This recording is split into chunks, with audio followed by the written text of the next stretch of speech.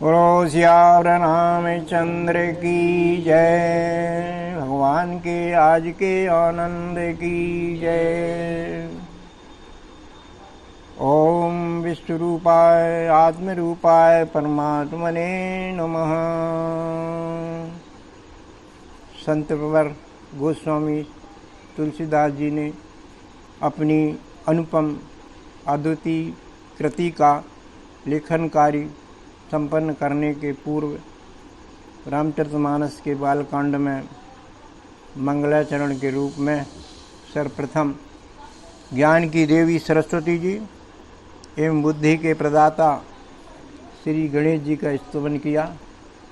पश्चात तुलसीदास जी ने अपने गुरु और राम के ईश्वर परमेश्वर अर्थात शंकर जी का स्तुति भी किया। उनके ही शब्दों में मैं भी इसी अंदाज में उनकी सत सत वंदना करना चाहता हूँ। वर्णानाम अर्थसंगानाम रसानाम छंदसामपि मंगलानाम च कर्तारौ वंदे वाणी विनायकौ वंदे बोधमयं नित्यं शंकर गुरु रूपिणम् इमाश्रितो हि वक्रोऽपि चंद्रः सर्वत्र वंदिते। सद्गुरु की कुछ आवेश ही ऐसी रहती है कि वक्र चंद्रमा भी सीधा हो जाता है। अर्थात गीता में कहा गया कि अपि चेत सुदुराचारो भजन्ते माम अनन्य भाग साधुरेव सा मंतव्या सम्यक व्यवस्थितो सा। मतलब सद्गुरु सानिध्य सत्संग सानिध्य यदि किसी वक्र पापी से भी पापी उसकी सत्संग की शरण में आ जाता है तो वो साधु बन जाता है। इतनी क्षमता इसमें होती है। मैं श्री राम के सच्चे अनन्य सेवक हनुमान जी का भी सम्मान उन्हें बुलाकर करना चाहता हूँ। राम कथा के रसिक तुम बुद्धिरा सुमति धी आइए सुवासन लीजिए तेज पुण्य कपिवी। यहाँ पर हम देखते हैं कि राम कथा या राम के चरित्र में भगवान के साथ अग्रणी रूप से हनुमान जी रहे। सीता जी की खोज से लगा करके पूरे सारे युद्ध में हनुमान जी का रोल बड़ा सराहनीय था। वाल्मीकि जी ने राम कथा में हनुमान जी का भाग बड़ी अच्छे ढंग से ही परिभाषित किया है। उसमें अपना अहम रोल निभाने के बाद भी उन्हें राम कथा सुनने में रस आता था। राम कथा जे सुनत अगाही रस विशेष जाना तिन नाही। जो राम कथा हो जाए, ब्रह्म ज्ञान की चर्चा होवे, यदि कोई व्यक्ति वहाँ ऊँघता है या हिलता डुलता है, इधर उधर देखता है, सुखासन में नहीं बैठता, इसका मतलब उसको रस नहीं आ रहा, रस नहीं आ रहा। अब यहाँ अपनी कथा भी चलती है हनुमान जी के साथ में कि बुद्धि राशि मति धीर। ये बुद्धि का विषय है। सत्संग सुनना, ब्रह्मवाणी सुनना समझना ये बुद्धि का विषय है, मन का विषय नहीं। और धैर्य होना चाहिए इसमें। सुभाषण, सुभाषण में हनुमान जी की बैठक आप जानते हैं। ऐसे बैठते हैं मुकदर कंधे पे लगा के और एक घुटने को मोड़ करके ताकि बहुत जल्दी उठ जाए। ये तैयार आसन कहलाती है। तैयार आसन ने अत्यंत ही सावधानी के साथ में शरीर को अनुशासित करके ही सत्संग सुना जा सकता है। ये हनुमान जी की चौपाई से हमें शिक्षा मिलती है। एक बात और हम हनुमान जी की देखते हैं कि ये भगवान राम के प्रिय तो थे ही, लेकिन ये इन्हें भगवान राम के प्रति सतत लगाव था। ये सतत प्रेम भगवान का चाहते थे इसके लिए इन्होंने श्री राम की भार्या माता सीता जी की शरण पकड़ ली थी। सभी जानते हैं जब भगवान ने काफ़ी बहुत इज्जत की इनकी, वशिष्ठ जी से परिचय करवाया था, सब आए थे जंगल से अयोध्या तक छोड़ने के लिए, सबका परिचय करवाया था। वशिष्ठ जी से कहा था कि ये सब सखा सुनहु गुरु मेरे, भये समर सागर कहें बेरे, ममहेत लागी जन्मेन बारे, भरतंग ते मुहि अधिक प्यारे। श्रेय दिया इनको, रामचंद्र जी ने श्रेय दिया कि भरत से भी अधिक। फिर भी भगवान से हनुमान जी अघाने नहीं, उन्होंने माता जी की शरण ग्रहण कर ली। अब भगवान ने कहा अब ये सब आ गए, अपने अपने घर जाओ भाई, सब अब गृह जाऊ सखा सब, भजन करहूं दृढ़ नेम। कैसे? सदा सर्वहित सर्वहित, जान करहूं मुह प्रेम। मैं सब में हूँ ये जान करके तुम प्रेम करना तो समझ लो कि मुझे प्रेम हो रहा है, मुझे प्रेम प्राप्त हो रहा है। जाओ भाई।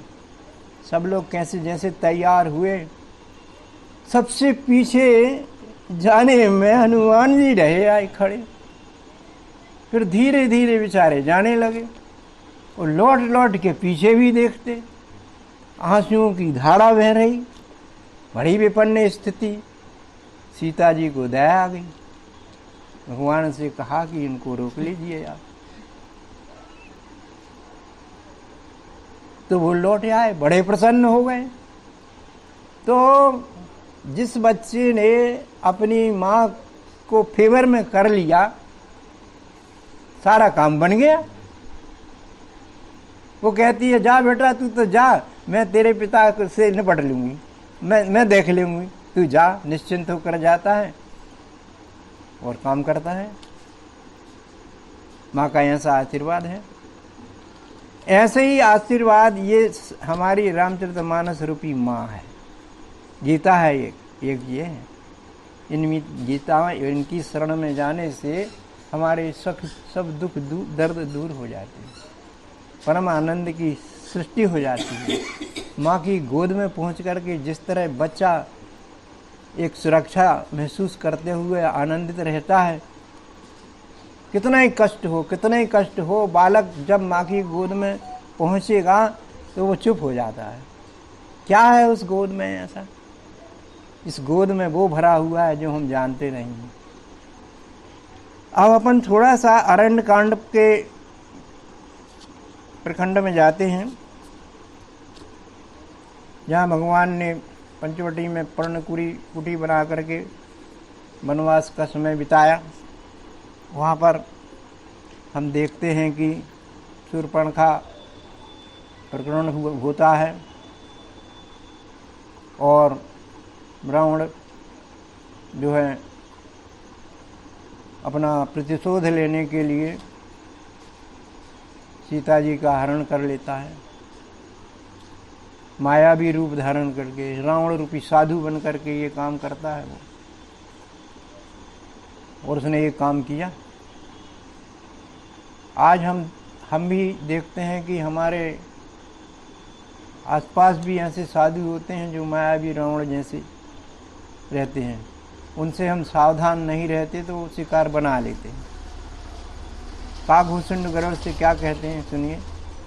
कागभूषुंड गरुड़ से बोले, कागभूषुंड गरुड़ से बोले, पक्षी जो हैं सो दिखते हैं, पक्षी जो हैं सो दिखते हैं, किंतु विपक्षी माया बस हैं, रावण हैं राघव दिखते हैं। विपक्षी माने मनुष्य, माया बस हैं इतने कि रावण है राघव दिखते हैं। तो इनको देखना समझना जरा बड़ा कठिन विषय है। सीता का हरण हो जाता है, भगवान आते हैं लक्ष्मण सहित, देखते हैं कि सीता नहीं है, बड़े दुखी होते हैं दोनों, विलाप करने लगते हैं रामचंद्र जी। हे खग मृग हे मधुकर श्रेणी, तुम देखी सीता मृगनयनी, इतने दुखी हो जाते हैं, विलाप करने लगते हैं। वहीं कहीं माँ पार्वती जी अकेली विहार कर रही थी। उन्होंने सुना और देखा कि अरे ये तो रो रहे हैं, इनकी पत्नी कोई ले गया। मैं नहीं मानती कि ये परमात्मा के अवतार हैं। मेरे पतिदेव तो कहते हैं कि वो भगवान हैं, वो विश्वरूप परमात्मा हैं, उन्होंने अवतार लिया है। मुझे तो भरोसा उठ गया है, इनका कोई अवतारी कार्य नहीं है, ये तो सामान्य मनुष्य हैं। पहुंचती है और अपने पतिदेव के पास पहुंचती है, पूरी बात बताती है। भगवान शंकर सोचने लगते हैं कि ये यथार्थ में इन्होंने अभी राम को जाना नहीं। बोलो प्रिय, अभी तुमने राम को जाना नहीं है, इनको जानने के लिए तुम्हें सत्संग करना पड़ेगा, राम कथा सुननी पड़ेगी। बिन सत्संग विवेक न हुई। सत्संग पाकर के ही तुम्हें ये ज्ञान प्राप्त होगा। मगर कैसे? जब बहुकाल कीन सत्संगा, तभी हो सब संशय भंगा। हमारे भी बहुत से संशय रहते हैं, हमें अपने शरीर पर ज़्यादा विश्वास रहता है। कोई अज्ञात शक्ति हमारे को दिशा निर्दिष्ट संकेत दे रही है, वो उसको हम अनजान बने रहते हैं। वो बहुत पावरफुल चीज़ है, बहुत सूक्ष्म चीज़ है, जिससे सारा ये चल रहा है संसार। उसको हमें जानने की एक इच्छा भी नहीं है, ना जानना चाहते हैं। बस शरीर पा लिया, बढ़िया, इसका इंद्रिय भोग करते करते जीवन खत्म हो गया। जीवन खत्म हो गया, अर्थ संग्रह करते करते जो कुछ है छोड़कर चलेगा, ये क्रम चलता रहता है। तो भगवान ने, शंकर भगवान ने माता जी को बताया कि जायहि सुनहि मिटहि संदेहा, होहि राम चरण अति नेहा। जब जाओगे, सुनोगे, समझोगे, राम की कथा में तुमको ये मिलेगा कि ये दशरथी पुत्र नहीं, ये दशरथी पुत्र के रूप में विश्व की मुक्तात्मा है, जो इस अवनी पर धर्म संस्थापन के लिए आई है। ये बात समझाई उनको। इस प्रकार से जो राम कथा को सादर पूर्वक, बड़ी श्रद्धा के साथ, विश्वास के साथ सुनता है, आचरण में उतारता है, उसके लिए राम कथा सुंदर करतारी, सुंदर करतारी, संशय भेग उड़ावनहारी। ऐसी सुंदर है वो, तारी बजती है, संशय भेग, संशय के भेग पूरे उड़ जाते हैं, सारा भ्रम नष्ट हो जाता है, यथार्थ ज्ञान प्राप्त हो जाता है, वस्तु दर्शन हो जाता है। लेकिन कैसे? सादर सुमरन जो नर करहीं, भववारित गोपदी उतरहीं। सादर पूर्वक, कुतर्क करके नहीं, प्रेम से, अर्थ पिए प्रेम से। उद्देश्य अर्थ उसका पिए प्रेम से। ये यदि करता है, धरता ना हो, वो धरता ना हो, धारण करता हो। एक प्रसंग बताता हूँ। स्टेशन पे मैं जा रहा था अपने मित्र के साथ, एक स्वेटर को मैंने पहन कर कंधे में डाल लिया था। वो बार बार उसको पकड़ता था। ट्रेन का समय हो रहा था, भीड़ बहुत थी। मैंने कहा यार ये कहाँ से ले आया मैं स्वेटर को? तो मेरे मित्र ने कहा तिवारी जी इसको पहन लो। और ये तो गुरु बन गया। गुरु ने निर्देशित किया, उपदिष्ट किया कि इसको पहन लो, तो मैंने पहन लिया। अरे मैंने कहा यार वाह वाह वाह, क्या मजा आ गया, आप पूरी चिंताएं खत्म हो गई। तो ज्ञान हो या वस्तु का संग्रह हो, वो वजनदार रहता है, वजन लगता है, परेशानी रहती है। रुपया पैसा का भी इकट्ठा करने का वजन रहता है। उसको खर्च कर दो, खर्च कर दो, आता जाए खर्च कर दो। ज्ञान को धरना नहीं है, धारण करना है। धारण करना एक विज्ञान हो जाता है। और धरना ज्ञान होता है। ज्ञान को याद करना पड़ता है, याद, और विज्ञान को याद नहीं करता, अपने आप फिर अपने आप वेदवाणी निकलती है। दिव्य चक्षु जिनके ही है उनकी वाणी वेद, तो सदगुरु बिन भटकत फिरे मिले न कोई भेद। दिव्य ज्ञान की बात भी यही है कि दिव्य ज्ञान प्राप्त हो गया, विज्ञान प्राप्त हो गया, आदतन आदतन स्वमेव ही अपना वर्ण कर्म होगा, वर्णाश्रम निज निज धर्म पर चलेंगे। ये ज्ञान की क्षेत्र की बात है। तो भवबारिद को अपन इस तरह समझें, भव माने संसार, जो दुनिया दिख रही है, ये समुद्र कहाँ है? समुद्र अथाह होता है, गंभीर होता है, विविध प्रकार के जीव जंतु होते हैं, वनस्पतियाँ होती हैं, नाना प्रकार के औषधियाँ होती हैं, खनिज होते हैं, भंडार ही भंडार है पानी का समुद्र। हमारा सबका अनुभव होगा, तैरना जितने लोग जानते होंगे। शुरू में जब बच्चे थे हम, खेत होते थे, बरसात में पानी भरा रहता था और उथले पानी में, कमर तक पानी में खेलते रहते थे बच्चे। बड़े लोग कहते इधर मत आना, है बहुत गहरा। क्यों नहीं आना? अरे तुम तैरने नहीं जानते ना। तो उथले पानी में बोले तैरो, तो बोले हमसे नहीं बनता। बोले अच्छा चलो हम सिखाते हैं।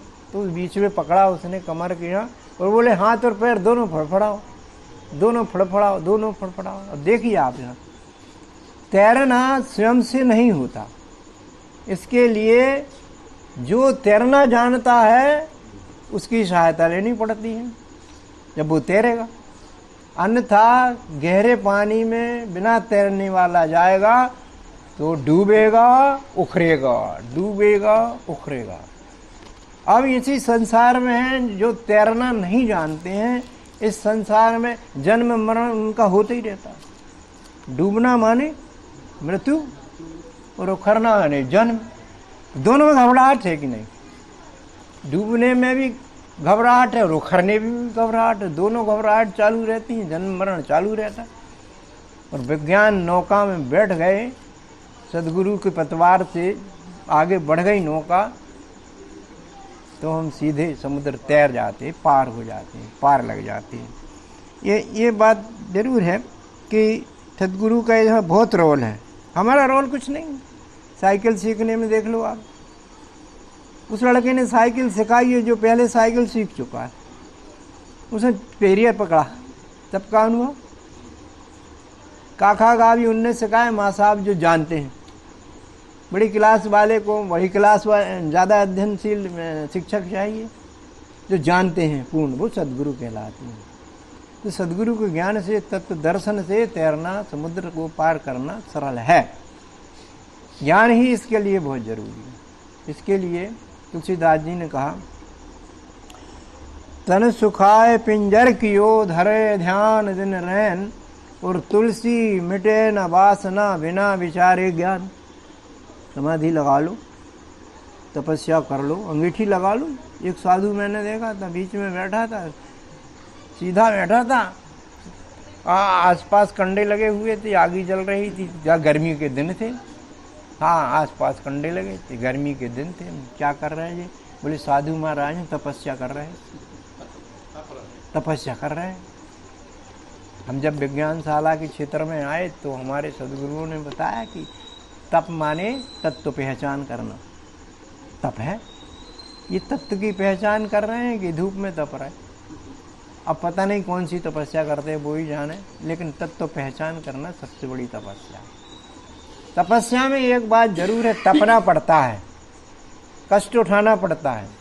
तो सबसे बड़ी तपस्या ये है कि कष्ट उठा करके किसी का कष्ट दूर करना सबसे बड़ी तपस्या। मनुष्य जीवन में जरूरी है कि अपने से वरिष्ठ का आदर करें तो कनिष्ठ की स्नेह रखें, कनिष्ठ का। इन दोनों में तप है कि नहीं? दोनों में कष्ट है। सेवक सेवक चाहे सुख नहीं, मान भिकारी नहीं, व्यसनी धन नहीं, शुभ गति व्यभिचारी नहीं, नहीं मिलेंगे साहब। सेवा के धर्म में तप है, पूरे परिवार को पालना तप है, गुरु की सेवा करना तप है, हर चीज तपस्या वो कहलाती है। तो इस प्रकार से हम देखते हैं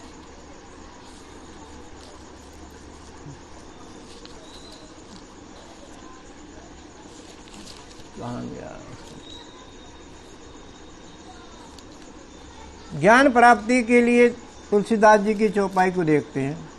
पार्वती संवाद की बात है, उत्तरकांड की बात है। संवाद चलता है, रामायण का महत्व बताया जाता है कि ज्ञानमयी तिन कहें जो ज्ञानी, तुलसी तारुण तरुण बखानी। ये रामचरितमानस जो है तत्वज्ञानियों के लिए ज्ञान प्रदान करने में समर्थ है। तरण विद्या जिसको प्राप्त हो गई वो तर गया, तैरने की विद्या, तैरने, और उसने तैरना सिखा दिया तो वो तारण बन गया। दोनों काम हो गए, तरण तारण बन गया। ये रामचरितमानस में है। तो ज्ञानियों के लिए भी विश्राम है, और विषयों के लिए, विषयी लोगों के लिए विषयन कहें पुनि हरि गुण ग्रामा, श्रवण सुखद और मन विश्राम। मन का विश्राम उनको भी मिलता है। रोचकता, भयानकता, इससे रजतम बड़ा शांत होता है, उसको जल्दी से समझ में आ जाती है कथा। तो रामचरितमानस में व्यवस्था है, रोचक भयानक दृश्यों की प्रस्तुतिकरण भी है और तत्वज्ञान भी है, और सभी प्रकार के सूत्र बिखरे पड़े हुए हैं। सबको तुलसीदास जी चाहते थे कि सबका उद्धार हो, सर्वे भंतु सुखना के भाव से उन्होंने ये काम किया। तो चाहे ज्ञानी हो या अज्ञानी हो या विज्ञानी हो, सबके लिए मानस ग्रंथ विश्रांति की ओर ले जाता है। बस सुने और समझें भर। अब हम देखते हैं कि इस विश्व का, इस जगत का हमारे अवतारी पुरुषों ने अनुभव किया है, और इन्होंने इसको संसार वृक्ष से संज्ञापित किया है। इस संसार का वृक्ष है। तुलसीदास जी ने एक छंद में कहा है उत्तरकांड में कि अव्यक्त मूलम अनादि तरु, ये संसार वृक्ष की जड़ अव्यक्त है। वैसे भी ये वृक्ष अपन देखते हैं सामान्यतः इसकी जड़ नीचे रहती है, जमीन में दिखती नहीं है। क्या वृक्ष की डालियों को, वृक्ष के पत्तों को, वृक्ष के फूलों को, फलों को उसकी जड़ देखने को मिलती है? उत्तर आएगा कि नहीं देख सकते हो। बिल्कुल सत्य बात है। हमारा भी यही हाल है। उस अव्यक्त को, जिस जड़ से ये संसार हरा भरा दिख रहा है, जैसे जड़ से वृक्ष को रसद मिलती है, वृद्धि पाता है, अपनी गति पाता है, ये इसको जड़ से ही प्राप्त होती है। ऐसे ही ये विश्वरूप बना हुआ परमात्मा है जो गति दे करके हम जीवों को जीवन दान करता है। लेकिन एक वृक्ष ऐसा है जो वट वृक्ष कहते हैं जिसको, जो काफ़ी विशाल एरिया में फैला रहता है, और उसमें एक विशेषता होती है कि उसकी जड़ें जो है बाहर दिखती, निकल करके शाखा में से जड़ें निकल करके फिर जड़ बन जाती हैं, तो वो चिरंजीवी हो जाता है। कहते हैं वो प्रलय काल में भी रहता है। अब देखिए आप, ये जो दिखने वाली जड़ हैं, इनसे, इनको देख करके डालियां, पुष्प, फल समझ जाएंगे कि ये हमारा मूल है, हमारा निज स्वरूप है, हम इन्हीं में से पल्लवित पुष्पित हो रहे हैं। तो देखिए आप, ये जड़ जो हैं, ये आत्मदर्शन कराने में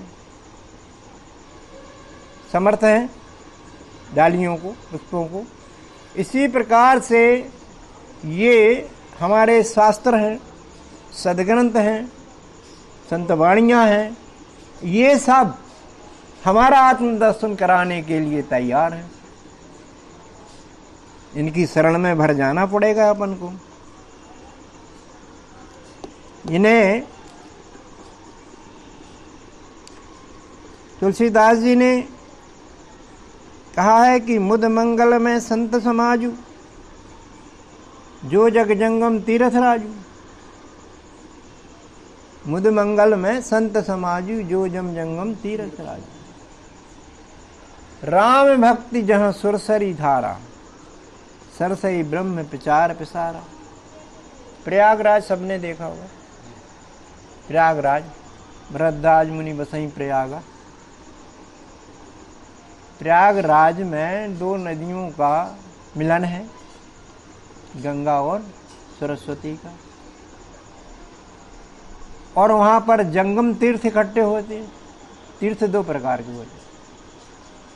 तीर्थ माने चारण करने की विद्या जहाँ वितरित होती है सदगुरु द्वारा, वो तीर्थ स्थान कहलाते हैं। स्थावर तीर्थ वो होते हैं जो चलते फिरते नहीं हैं, जैसे रहे हरिद्वार है, हमारे प्रयागराज है, वगैरह वगैरह, जहाँ संतों ने तपस्याएं की, सदगुरुओं ने सत्संग चलाए, स्थायी जगह है। इसे ये है अपन बैठे, ये स्थान तीर्थ है। और इस स्थान में आप लोग जो है जंगम तीर्थ का काम कर रहे हैं, चलते फिरते तीर्थ के काम कर रहे हैं। ये चलते फिरते तीर्थ जो हैं वो इधर उधर घूम करके साधु संतों के रूप में समाज का कल्याण करने में तत्पर रहते हैं। अपना कुछ नहीं चाहिए और इनका देना ही देना, त्याग ही तपस्या इनका धर्म होता है, और एक लोक संग्रह के सिवा कुछ नहीं करते हैं। ऐसे जंगम तीर्थ जहाँ आते हैं, उनके सानिध्य से मुद मंगल होता है, कल्याण की धारा बह निकलती है। तो इनके सत्संग में हमें जाना चाहिए, इन शास्त्रों का सम्मान करना चाहिए, इन सद्ग्रंथों का अनुशीलन करना चाहिए, इनसे उपदिष्ट होकर के, निर्दिष्ट होकर के यदि हम अपने जीवन संग्राम में उतरते हैं तो निर्विघ्नता से हमें अवश्य ही सफलता प्राप्त होती है, आत्मबल प्राप्त होता है। और आत्मबल से बढ़कर कोई बल नहीं है।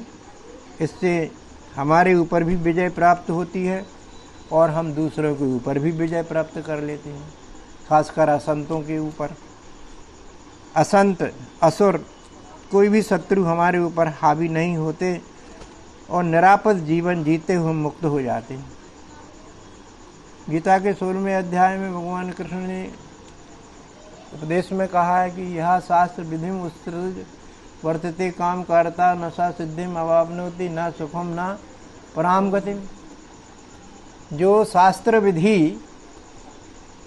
पर नहीं चलता है, माननीयों पर नहीं चलता है, प्रकृति के नियम हों, चाहे हमारे परिवार के नियम हो, समाज के नियम हो, जाति के नियम हो, सत्संग के नियम हो, इन नियमों पर नहीं चलता है, इनको छोड़ता है, तो उसको कोई सुख प्राप्त नहीं होता है।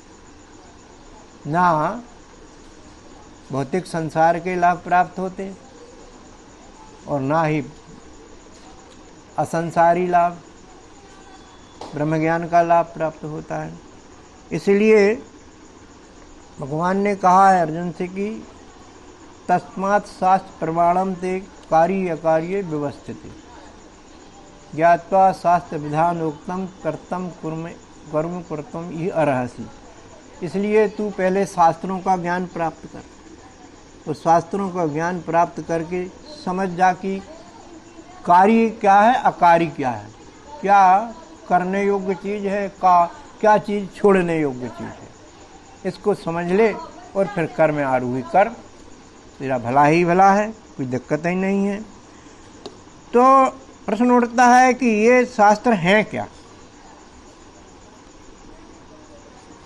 तो ये शास्त्र, ये सद्ग्रंथ, ये संत वाणियाँ हमारे सम्मानित बुजुर्गों का, हमारे समाज के विद्वानों का, ऋषि मुनियों का, मुक्त आत्माओं के रूप में आए अवतारों का एक आशीर्वाद है।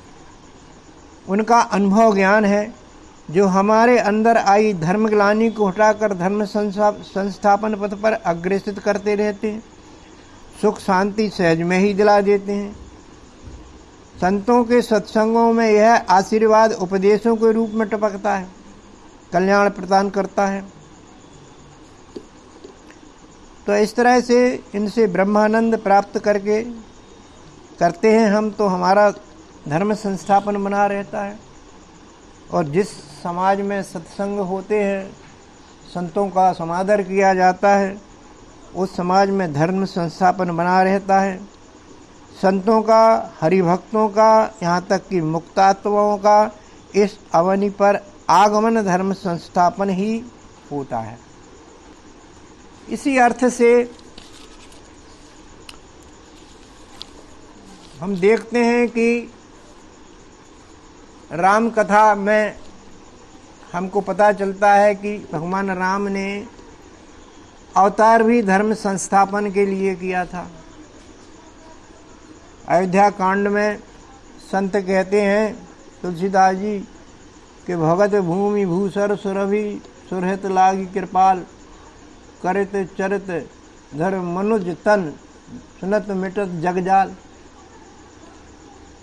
भगत माने भक्तों के रक्षण के लिए परमात्मा इस भूमि पर आते हैं। और हमने ये देखा है कि जहाँ भगवान के भक्त होते हैं वहीं परमात्मा आते हैं। इंग्लैंड में, अमेरिका में नहीं सुना भगवान के भक्त। वो तो पाश्चात्य संस्कृति है, भोगवादी है दृष्टिकोण, लेकिन भारत भूमि ये योग उर्वरा पैदा करती है। योगी पैदा यहीं होते हैं।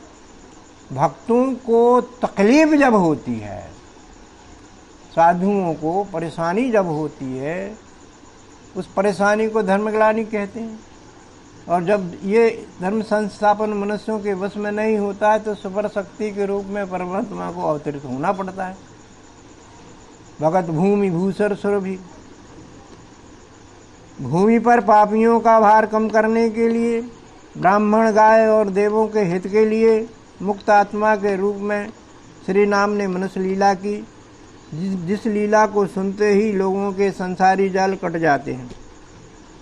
एक अन्य चौपाई भी इसका सपोर्ट करती है बालकांड की, कि विप्रधैनु सुर संत हित लीन मनुज अवतार, निज इच्छा निर्मित तनु माया गुण गोपार। वाह वाह। ये विप्रधैनु सुर और संत ये साधु प्रकृति के रहते हैं। साधु प्रकृति के हित के लिए ही भगवान अवतार लेते हैं।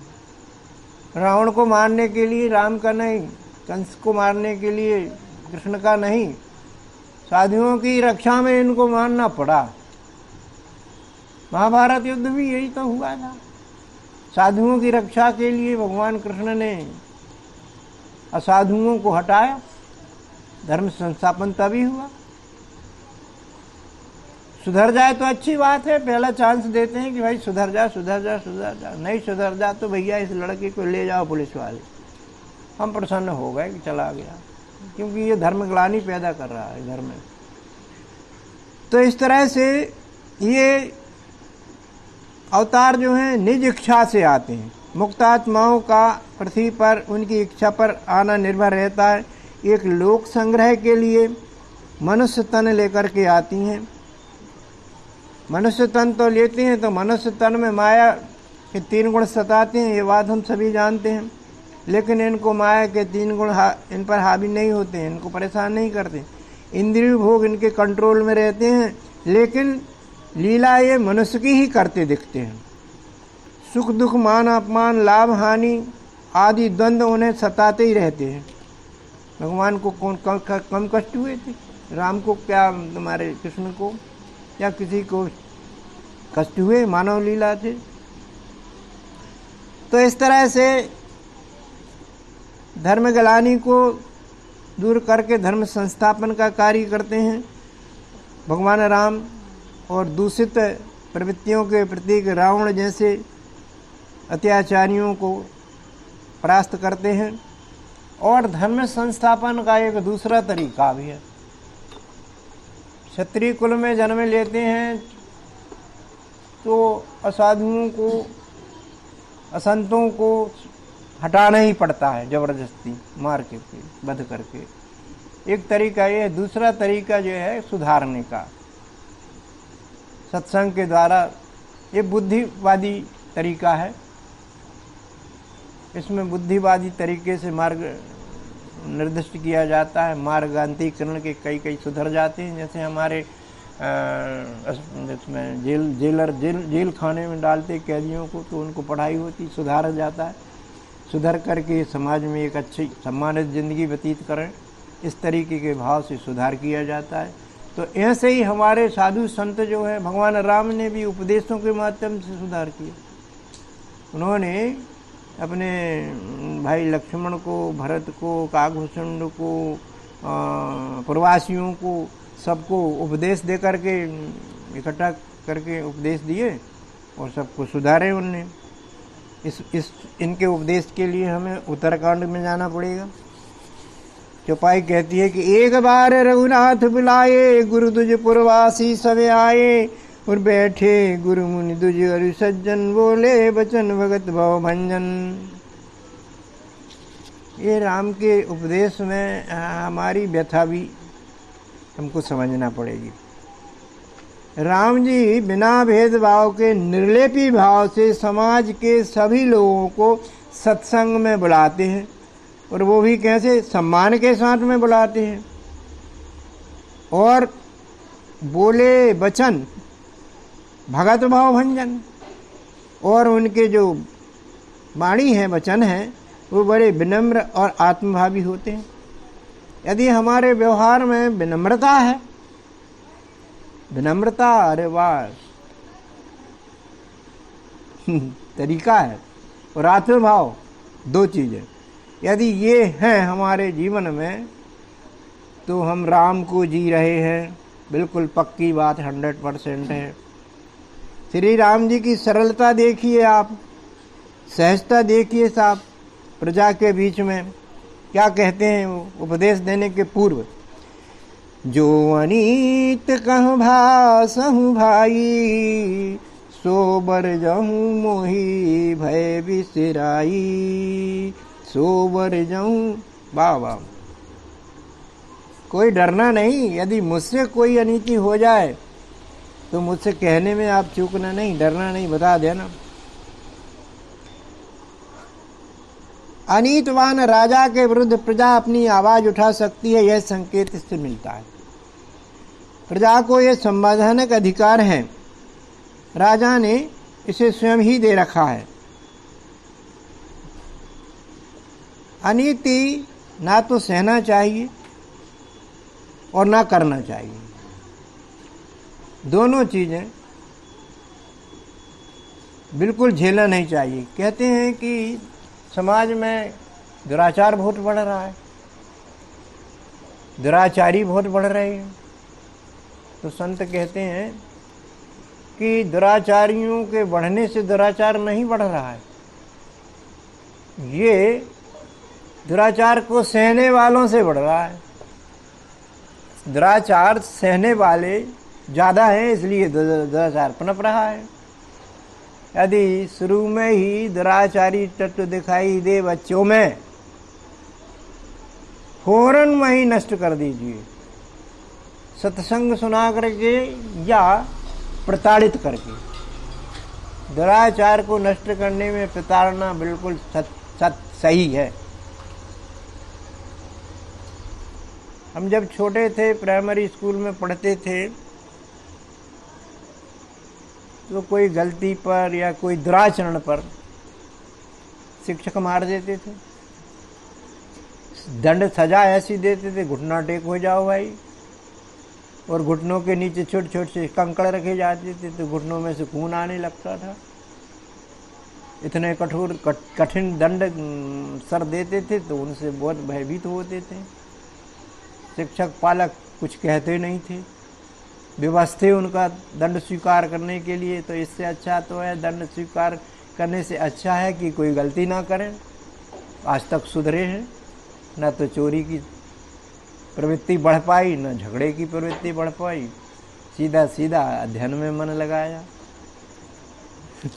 तो इस तरह से भगवान जो है सबको अनुशासित भी करते हैं, अनुशासित करते हैं। अनुशासन जैसे स्कूलों में होता है, ऐसे ही भगवान के ज्ञान में भी अनुशासन होता है। अनुशासन उनको बहुत प्रिय रहता है। तो आज हम यहीं पर बात को विराम देते हैं। आप सबको मैं मंगल कामना करता हूँ कि आपका तन स्वस्थ रहे, मन प्रसन्न रहे और बुद्धि परमात्मिक आनंद में आसक्ति रखे। ओम शांति शांति शांति।